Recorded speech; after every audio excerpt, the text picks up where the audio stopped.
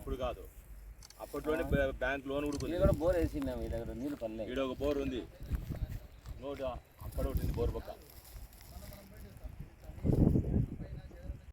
Location బాగా తీసుకోవాలి, fencing అది తీసేస్తావా? లొకేషన్ వస్తుందే లాస్ట్ వస్తుంది.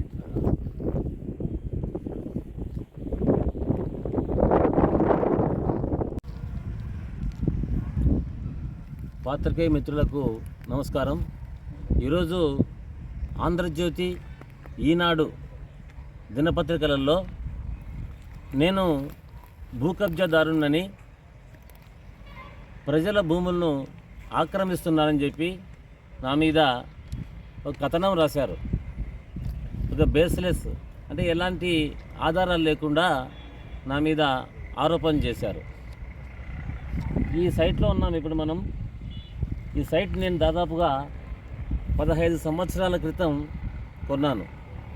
అంటే అంతకుముందు ఈ సైటు 1964 సంవత్సరం నుంచి కూడా దీనికి సంబంధించిన రికార్డ్స్ ఉన్నాయి.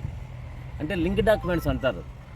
తర్వాత నేను ఆ భూమి కొనే తర్వాత ఆర్డీఓ గారిచే ల్యాండ్ కన్వర్షన్ చేశాను. అంటే అగ్రికల్చర్ నుంచి కమర్షియల్కు ల్యాండ్ కన్వర్షన్ చేశాను. మరి అంతేకాకుండా ఒక 2-3 సార్లు కూడా సర్వే ఇన్స్పెక్షన్ చేశాను. సర్వే ఇన్స్పెక్షన్ చేసినప్పుడు లోకల్ ఎంఆర్ఓ గారు అయితేనేమి, జిల్లా సర్వేర్ అయితేనేమి, అందరూ కూడా సర్వే చేసి ఈ భూమి పైలా నరసింహయ్యకు, పైలా రమాదేవికి చెందని చెప్పి సర్టిఫికేట్ కూడా ఇచ్చారు. జిల్లా సర్వేరు, ఎంఆర్ఓ అందరూ ఇచ్చినారు. మరి నేను ఈ భూమి విషయంలో ఎలాంటి విచారణకైనా కూడా ఉన్నా. అంటే కలెక్టర్ కావచ్చు, ఎంఆర్ఓ కావచ్చు, ఆర్డీఓ కావచ్చు, మరి ఎవరైనా కూడా నా భూమి మీద విచారణ చేసుకోవచ్చు. నేను ఎలాంటి విచారణకైనా కూడా సిద్ధంగా ఉండాలని చెప్పేసి కూడా తెలియజేస్తూ ఉన్నాం. మరి ఎలాంటి ఆధారాలు లేకుండా ఈ విధంగా నేను నా క్యారెక్టర్ను ఇట్లా అసాసినేట్ చేయడం, ఒక బదనాం చేయడం అనేది కూడా ఆంధ్రజ్యోతి, ఈనాడు పత్రికలకు తగదని చెప్పేసి కూడా తెలియజేస్తూ ఉన్నాం.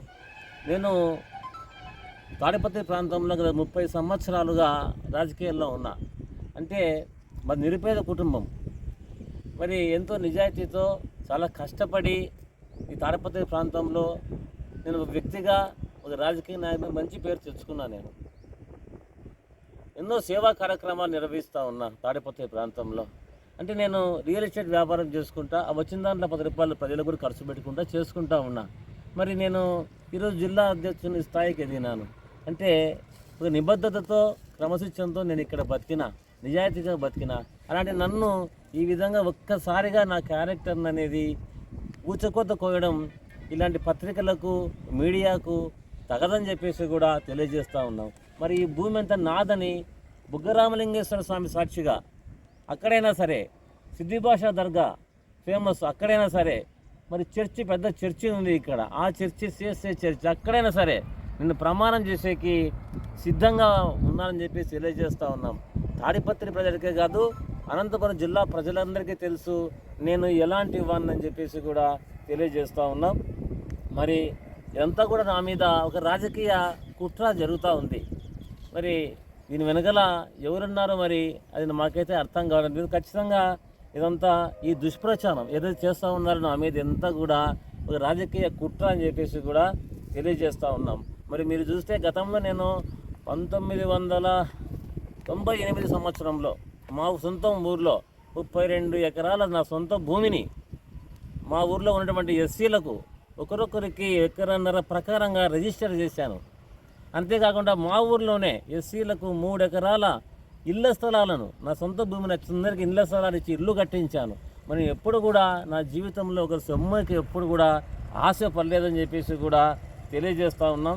మరి నేను ఎంత కష్టపడి పైకి వచ్చానో రాజకీయాలలో, మరి ఒక్కసారిగా మీరు ఈ రకంగా నన్ను నా మీద దుష్ప్రచారం చేయడం తగదని చెప్పేసి కూడా మీడియా వారికి చేతులెత్తి మొక్కుతూ ఉన్నా.